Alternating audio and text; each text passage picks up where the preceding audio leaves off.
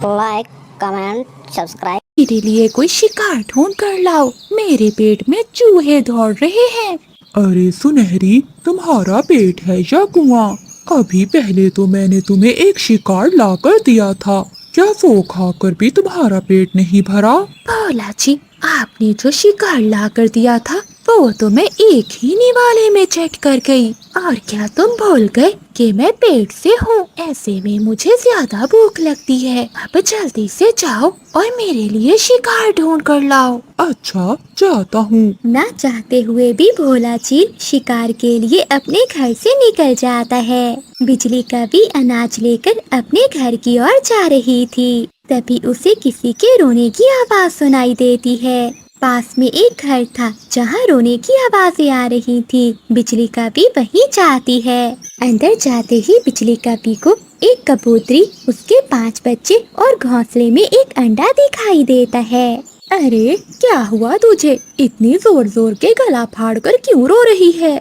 क्या नाम है तेरा? मेरा नाम बबली कबूतरी है और ये मेरे 5 बच्चे हैं। मेरे पति अनाज लेने बाहर गए थे, तभी उन्हें एक शिकारी चील ने खा लिया।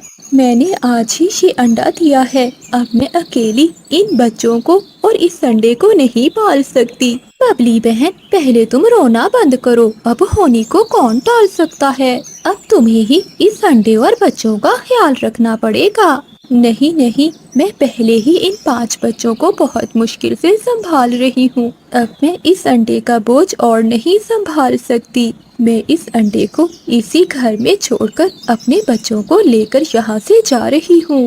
अरे अरे, तुम कैसी माँ हो? चुपचाप इस अंडे को भी अपने साथ लेकर जाओ। अच्छा, अगर आपको इतनी ही चिंता है इस अंडे की, तो आप खुद ही क्यों नहीं संभाल लेती?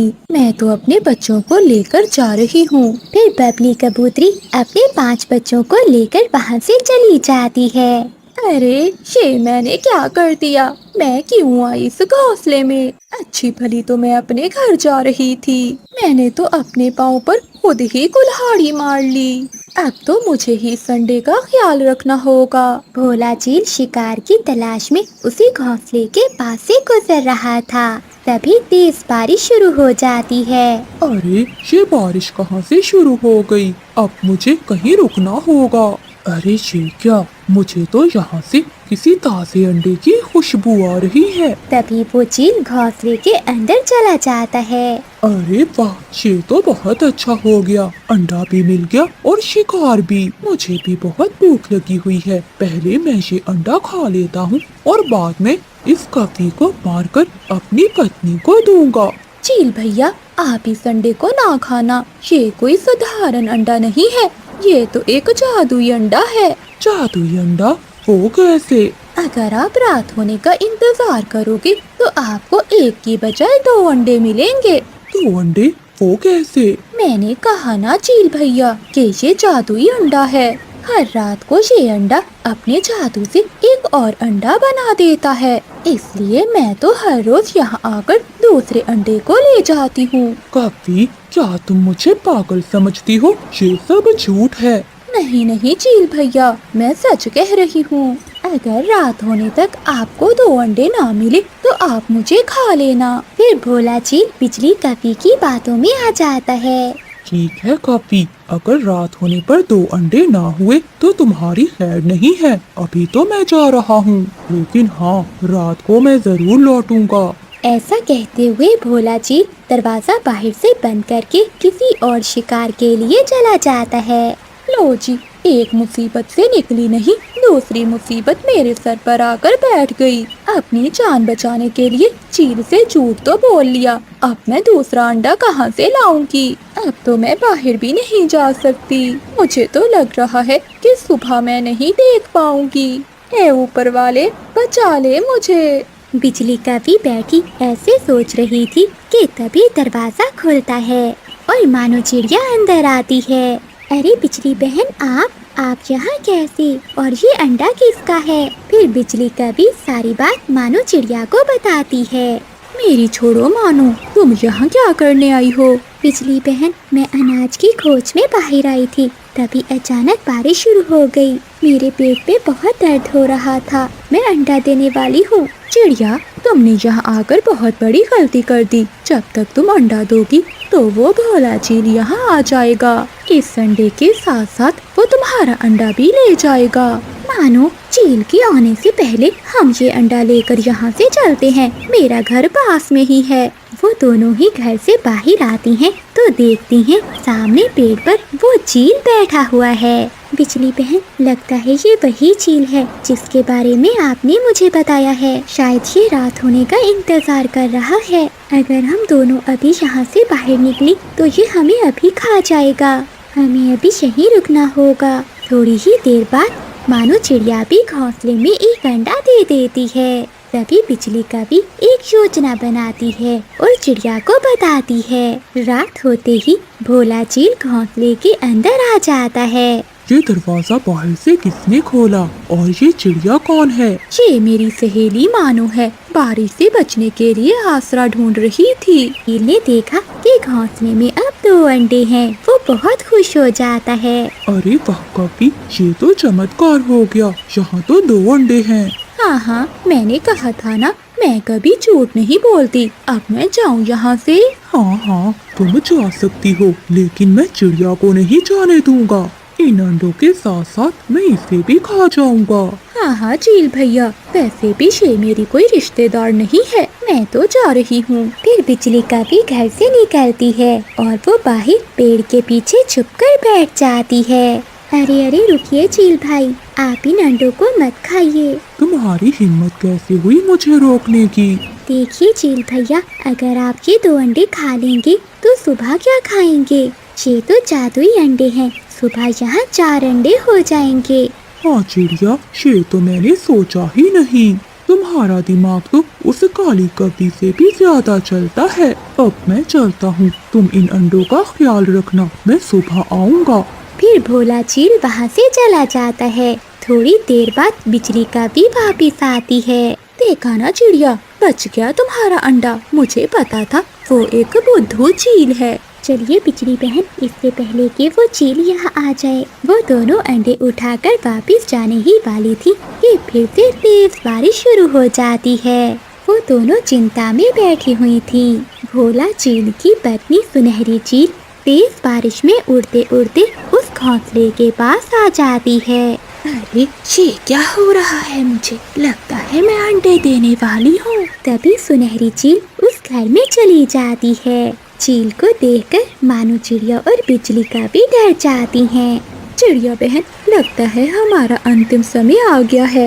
अरे पक्षियों, डरो नहीं, मैं तुम्हें कुछ नहीं कहने वाली। मैं तो अंडे देने वाली थी, बस इसीलिए यहाँ आ गई। थोड़ी ही देर में सुनहरी चील भी 2 अंडे दे देती है। रात गुजर जाती है, अगली सुबह हो जाती है। पक्षियों, मुझे बहुत भूख लगी है, मैं कुछ खा कर आती हूँ। तब तक मेरे अंडों का ध्यान रखना। ऐसा कहते हुए सुनहरी चील वहाँ से चली जाती है। सुनहरी चील के जाने के बाद भूरा चील भी वहाँ आ जाता है। अरे वाह, ये अंडे तो सच में जादुई अंडे हैं और ये वाले अंडे तो पहले वाले अंडों से भी बड़े हैं। रुकिए चील भैया, मेरी बात तो सुनिए। नहीं कवि, अब मैं किसी की बात नहीं सुनूंगा। मुझे बहुत भूख लगी हुई है, पहले मैं इन बड़े अंडों को ही खाऊंगा। ऐसा कहते हुए भोला चील उन बड़े अंडों को खा लेता है। वो खा ही रहा था कि पीछे से सुनहरी चील भी आ जाती है। अरे रुको रुको, ये तुमने क्या कर दिया? बेवकूफ कहीं के।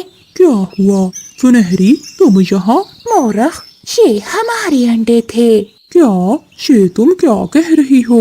लगता है इन दोनों पक्षियों ने हमें बेवकूफ बनाया है। मैं अभी इन्हें मजा चखाता हूँ। रुको, पहले मैं तुम्हें मजा चखाती हूँ। ऐसा कहते हुए सुनहरी चील भूरे चील को मारने लगती है। जंगल में बहुत तेज बारिश हो रही थी। सभी पक्षी अपने अपने घरों में सुकून से बैठे हुए थे। ऐसे में चांदनी चिड़िया भी अपने 2 प्यारे प्यारे बच्चों के साथ अपने घर में बैठी हुई थी। ऐ ऊपर वाले, दूसरों की मदद करते करते मैंने अपना घर ही मुरम्मत नहीं किया। अब देखो ना कैसे पानी टपक रहा है। मम्मा, इसका मतलब दूसरों की मदद करने से हमारा ही नुकसान होता है। नहीं बच्चों, दूसरों की मदद करने से कभी हमारा नुकसान नहीं होता। बच्चों तुम देखना, बारिश रुकने पर मैं सभी पक्षियों से मदद लूंगी और अपने घर की छत की मरम्मत कर लूंगी।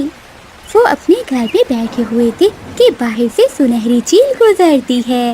अरे वाह, आज मेरा इस चांदनी चिड़िया से बदला लेने का अच्छा मौका है। ऐसा कहते हुए सुनहरी चील चांदनी चिड़िया के घर में घुस जाती है।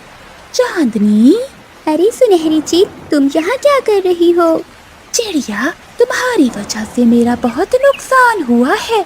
जब से तुम इस जंगल में आई हो, तुमने सभी पक्षियों को एक कर दिया है। अब मैं किसी पक्षी में भी लड़ाई नहीं करवा पाती, इसलिए अब मुझे ठीक से शिकार भी नहीं मिलता। सुनहरी चील, तुम यहाँ से चली जाओ, मैंने कोई गलत काम नहीं किया। अब देखना चांदनी, तुम्हारी ये दया दिली तुम्हें कितना नुकसान पहुँचाती है। ऐसा कहते हुए चील चांदनी चिड़िया के दोनों बच्चों को उठाकर बाहर ले जाती है। बाहर जाकर वो दोनों बच्चों को नदी में फेंक देती है। छोड़ दो चील, मेरे बच्चों को छोड़ दो। बच्चों, मेरे बच्चों।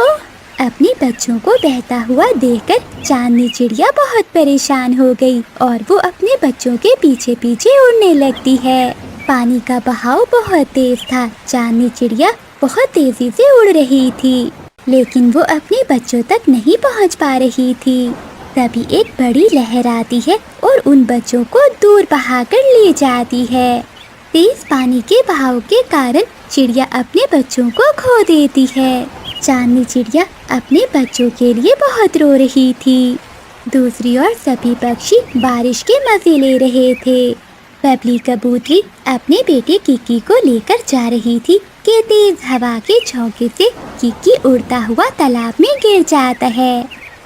तभी चांदनी चिड़िया वहाँ आ जाती है और वो किकी को बचा लेती है। चांदनी छोटे किकी को लेकर बाकी पक्षियों के पास जाती है। चांदनी बहन, तुम्हारा बहुत बहुत धन्यवाद, तुमने मेरे बेटे की जान बचाई। चांदनी बहन, क्या हुआ? तुम उदास लग रही हो। फिर चांदनी चिड़िया सारी बात उन्हें बताती है। चिड़िया बहन, तुम चिंता नहीं करो, हम तुम्हारे बच्चे ढूंढने में तुम्हारी मदद करेंगे। अगली सुबह हो जाती है। चांदनी चिड़िया, बंटी कबूतर और चीकू तोता सभी मिलकर चिड़िया के बच्चों को ढूंढते हैं, लेकिन उन सबको कहीं भी चिड़िया के बच्चे नहीं मिलते। चांदनी बहन, तुम चिंता ना करो, मेरा दिल कहता है कि तुम्हें तुम्हारे बच्चे मिल जाएंगे। चीकू भैया, अब तो मैं उन्हें देखने की उम्मीद भी खो चुकी हूँ। तभी बंटी कबूतर वहाँ आता है। चांदनी बहन, जल्दी चलो, बिजली कवि के बहुत ज्यादा चोट आई है, वो अपनी आखिरी सांसें ले रही है। अरे, ये सब अचानक कैसे हो गया? चांदनी बहन, चलो चलकर देखते हैं। फिर वो तीनों बिजली कवि के घर जाते हैं। अरे बिजली बहन, आपके दोनों पंख घायल कैसे हो गए? मैं भुट्टा खाने मकई के खेत में गई हुई थी, तभी वहाँ पर वो दुष्ट सुनहरी चील आ गई और उसने मुझ पर हमला कर दिया। वहाँ कुछ झाड़ियाँ थी, मैं चील से बचने के लिए वहीं छुप गई। जब वो चील वहाँ से चली गई तो मुझे आने में बहुत मुश्किल हुई, लेकिन अब मुझे नहीं लगता कि मैं इस दर्द को ज्यादा देर तक बर्दाश्त कर पाऊंगी।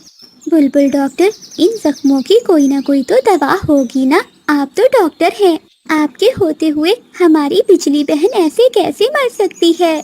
चांदनी, दवा तो है, लेकिन जहाँ दवा है उसे वहाँ से कोई भी नहीं ला सकता, क्योंकि वहाँ जाने पर बहुत खतरा है। बुलबुल, ऐसी कौन सी जगह है जहाँ जान का खतरा है? लाल गुफा के पार एक बड़ा पेड़ है जिसके ऊपर लाल रंग के फूल खिलते हैं।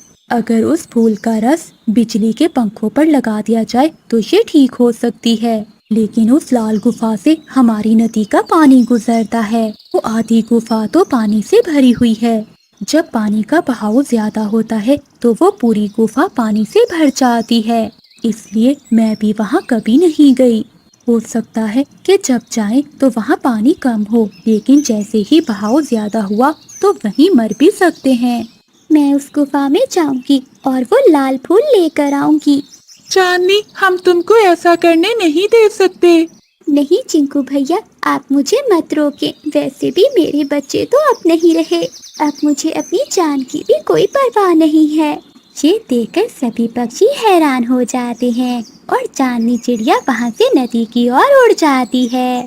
काफी देर उड़ने के बाद उसे वो लाल गुफा मिल जाती है। अरे ये सच में गुफा आधी से ज्यादा तो पानी से भरी हुई है, लेकिन मुझे बिजली कवि की जान बचानी होगी, अंदर जाना ही होगा। ऐसा सोचते हुए चांदनी गुफा के अंदर चली जाती है और वो आगे ही आगे बढ़ती जा रही थी। कुछ देर उड़ने के बाद वो गुफा की दूसरी ओर एक बाग में पहुंच जाती है। अरे वाह, यहाँ तो बहुत सुंदर बाग है। तभी चिड़िया को वो पेड़ मिल जाता है जिसके ऊपर लाल रंग के फूल लगे हुए थे। लगता है यही वो लाल फूल हैं। चिड़िया वो फूल तोड़ लेती है और वापस जाने लगती है। तभी चांदनी को जमीन पर कुछ पंजों के निशान दिखाई देते हैं। ये निशान तो किसी पक्षी के लगते हैं, जैसे कोई छोटे बच्चे हो। चांदनी चिड़िया निशानों का पीछा करते हुए एक गुफा में चली जाती है। माँ, माँ। चांदनी चिड़िया की आंखों में आंसू आ जाते हैं जब वो अपने बच्चों को देखती है। मेरे बच्चे, मेरे बच्चे। माँ, हमें विश्वास था आप हमें लेने जरूर आएंगी। बच्चों, ऊपर वाले का लाख लाख शुक्र है कि तुम मुझे वापस मिल गए। चांदनी चिड़िया वो लाल फूल लेकर और अपने बच्चों को लेकर वापस लौट आती है। अरे वो देखो, चांदनी चिड़िया आ गई। बुलबुल बहन, ये लीजिए वो लाल फूल। फिर बुलबुल उस फूल का रस बिजली कवि के पंखों पर लगा देती है। अब मुझे बहुत आराम मिल रहा है। चांदनी बहन, तुम्हारा बहुत बहुत धन्यवाद। चिड़िया बहन, तुम्हारे बच्चे? हाँ बिजली बहन, मेरे बच्चे मुझे वापस मिल गए। बादल जी, उठ जाओ, अब जाओ जंगल से भोजन ले आओ। अगर देर हो गई तो सभी पक्षी दाना ले जाएंगे और हमें कुछ भी नहीं मिलेगा। उठ गया बिजली, क्यों इतना शोर मचा रही हो? कभी भी मीठी नींद सोने नहीं देती। जा रहा हूँ मैं जंगल। इतना कहकर बादल कौवा अपने घर से निकल जाता है। कौवा दाना ढूंढ ही रहा था कि तभी उसे किसी के पीछे से आने की आवाज सुनाई देती है। अरे ये तो सुनहरी चील है। अगर इसने मुझे अपने पंजों में दबोच लिया तो मुझे जिंदा खा जाएगी। बचाओ, बचाओ। ऐसा कहते हुए कौवा वहाँ से भागता है। वहीं सुनहरी चील भी बादल कौवे के पीछे लगी हुई थी। कहाँ जाएगा कौवे? आज तो मेरा नाश्ता तुमसे ही होगा। बादल कौवा भागता हुआ एक गुफा में पहुँच जाता है। बच गया, आज तो बच गया। न जाने ये चील मेरा कब पीछा छोड़ेगी। ऐसा करूँगा, कल भोजन ढूंढने जंगल के दूसरे हिस्से में जाऊँगा। कौन हो तुम और मेरी इजाजत के बिना मेरी गुफा में कैसे आए? पक्का कौन हो तुम? तभी भूरा उल्लू सामने आता है। अरे भूरे यार, तुमने तो मुझे डरा ही दिया। क्या हुआ कौवे, यहाँ कैसे आना हुआ? उल्लू यार, वो सुनहरी चील जब देखो मेरे पीछे ही पड़ जाती है। लगता है मुझे जीने नहीं देगी। अच्छा यार, अब मैं चलता हूँ, बिजली मेरा इंतजार कर रही होगी। ऐसा कहते हुए बादल कौवा अपने घर लौट जाता है। आ गए तुम? आज फिर खाली पंखों आए हो? क्या करूँ बिजली, कुछ मिला ही नहीं। बिजली, आज रात के बचे हुए 2 दाने खाकर ही सो जाते हैं। फिर वो पति पत्नी 2 दाने खाकर ही सो जाते हैं। अगली सुबह बादल कौवा भोजन की खोज में जंगल के दूसरे हिस्से में जाता है। अरे वाह, यहाँ तो बहुत बड़ा कुआं है और पास में ढेर सारे फल भी। आज तो पेट भरकर फल खाने को मजा ही आ जाएगा। बादल कौवा फल तोड़ने लगता है। तभी उसकी नजर कुएं के पास एक चमकते हुए हीरे पर जाती है। वो तुरंत उस हीरे के पास जाता है। अरे वाह, ये तो कोई कीमती हीरा लगता है। मैं इसे घर ले जाता हूँ और इसे बेचकर हम अमीर हो जाएंगे। फिर बादल कौवा वो हीरा और कुछ फल लेकर अपने घर लौट जाता है। बादल जी, ये क्या है? ये तो हीरा है। ये आपको कहाँ से मिला? मैं जंगल के पिछले हिस्से से भोजन लेने गया था, वहीं मिला मुझे ये हीरा।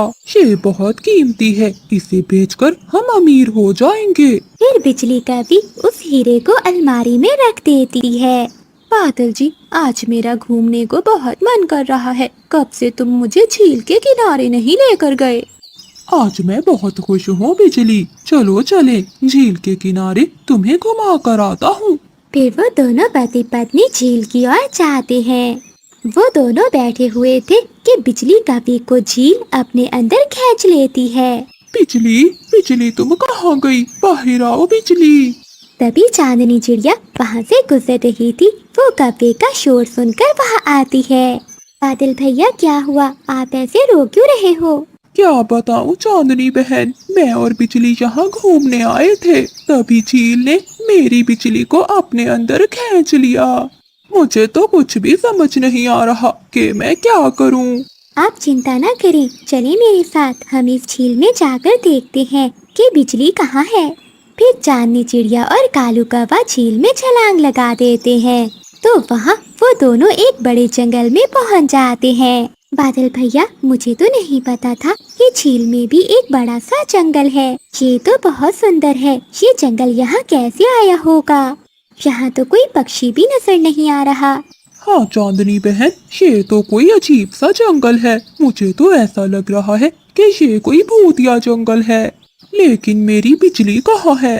आप इस तरफ देखें और मैं दूसरी तरफ देखती हूँ।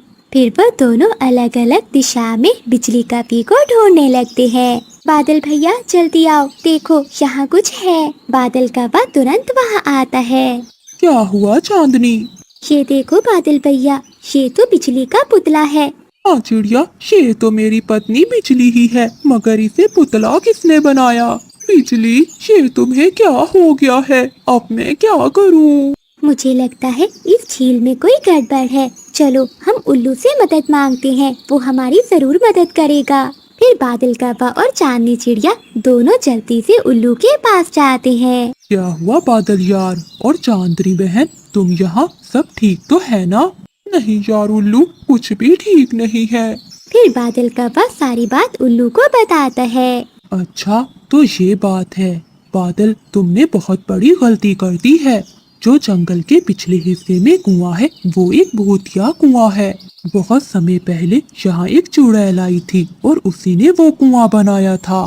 जब जंगल के पक्षियों को ये सब पता चला था तो उन सब ने मेरे गुरु उल्लू को बुलाकर उस चुड़ैल को उस कुएं में कैद करवा दिया था। और जो हीरे उस कुएं के आसपास मिट्टी में दबे हुए हैं उनमें आज भी चुड़ैल का जादू है।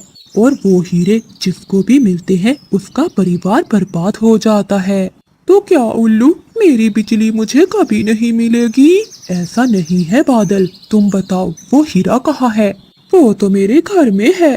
तो ठीक है, तुम ऐसा करो, वो हीरा जाकर फिर से कुएं में फेंक दो। ये सुनकर बादल कौवा चांदनी चिड़िया के साथ भागा भागा अपने घर जाता है और वो हीरा लेकर कुएं में फेंक देता है। अरे छोटे पक्षियों, आज तुमने बहुत बड़ा काम किया है। कितने अरसे से मैं इस कुएं में कैद थी। आज तुम दोनों की वजह से मैं आजाद हो गई। अब मैं तुम दोनों को भी नहीं छोड़ूंगी। भागो बादल भैया भागो, वरना हम दोनों भी नहीं बचेंगे। बादल कौवा और चांदनी चिड़िया भागते हुए फिर से उल्लू के पास जाते हैं। क्या हुआ, तुम दोनों फिर से यहाँ? उल्लू, तुमने तो कहा था कि वो हीरा कुएं में फेंकने से मेरी बिजली लौट आएगी, मगर वो तो चुड़ैल आजाद हो गई है। और नहीं तो क्या उल्लू, तुमने तो आज हमें मरवा ही दिया होता। मुझे तो लगता है अब आपके गुरु उल्लू के पास ही जाना होगा। अब वही है जो हमारी मदद कर सकते हैं। फिर वो सब वहाँ से उल्लू के गुरु बड़े उल्लू के पास जाते हैं। ये तुम्हारे लालच का फल है बादल काफे, तुम्हें उस हीरे को नहीं उठाना चाहिए था। अगर गलती हो भी गई तो जहाँ हीरा उठाया था वही रखकर लौट आते। Like, comment, subscribe. कर लौट आते, लेकिन तुमने तो उस चुड़ैल को ही जिंदा कर दिया। मुझसे बहुत बड़ी गलती हो गई गुरुजी। बिजली हमेशा कहती थी कि लालच मत करो, लेकिन मैंने उसकी बात कभी नहीं मानी। सब मेरी गलती है। कौवे, अब उसे मारने के लिए हमें एक खंजर बनाना होगा। कुएं के पास की मिट्टी और झील का पानी मिलाकर तुम्हें खंजर बनाना होगा और फिर उस खंजर को चुड़ैल के सीने में उतार दो। इससे उस चुड़ैल का हमेशा हमेशा के लिए अंत हो जाएगा। गुरुजी, ये तो बहुत मुश्किल है। हाँ, ये मुश्किल तो है, लेकिन ये सब बादल कव्वे को ही करना होगा, क्योंकि चुड़ैल उसी के कारण ही जिंदा हुई है। गुरुजी, अगर ऐसा है तो मैं जरूर करूँगा। मैं अपनी बिजली को जरूर बचाऊंगा। गुरु उल्लू की बात सुनकर बादल कव्वा कुएं के पास से मिट्टी लाता है और झील से पानी। वो मिट्टी और पानी से एक खंजर बना लेता है। बादल भैया, खंजर तो बन गया है, अब हमें वो चुड़ैल कहाँ मिलेगी? वो चुड़ैल हमें उसी झील में ही मिलेगी। फिर भूरा उल्लू, चांदनी चिड़िया और बादल कव्वा तीनों झील में छलांग लगा देते हैं। चुड़ैल बिजली के पुतले के साथ ही बैठी हुई थी। अच्छा, तो तुम अब छोटे पक्षी यहाँ तक भी आ गए? ये तो बहुत अच्छा हुआ, अब मैं तुम सबको खाऊंगी। नहीं चुड़ैल, इस बार तू हमारा नहीं बल्कि हम तेरा शिकार करेंगे। ऐसा कहते ही बादल कव्वा खंजर चुड़ैल की ओर फेंकता है। खंजर के लगते ही चुड़ैल जलकर भस्म हो जाती है। चुड़ैल के मरते ही बिजली का भी फिर से ठीक हो जाती है। बिजली, तुम ठीक तो हो? मुझे माफ कर दो। मेरी वजह से तुमने ये सब बर्दाश्त किया। आज के बाद मैं कभी भी लालच नहीं करूँगा। बादल जी, आपको अपनी गलती का एहसास हो गया, मेरे लिए यही काफी है। चलो अब हम अपने घर चलते हैं। ये कहानी से हमें यह सीखने को मिलता है कि लालच करना बुरी बात है, इसलिए कभी भी लालच नहीं करनी चाहिए।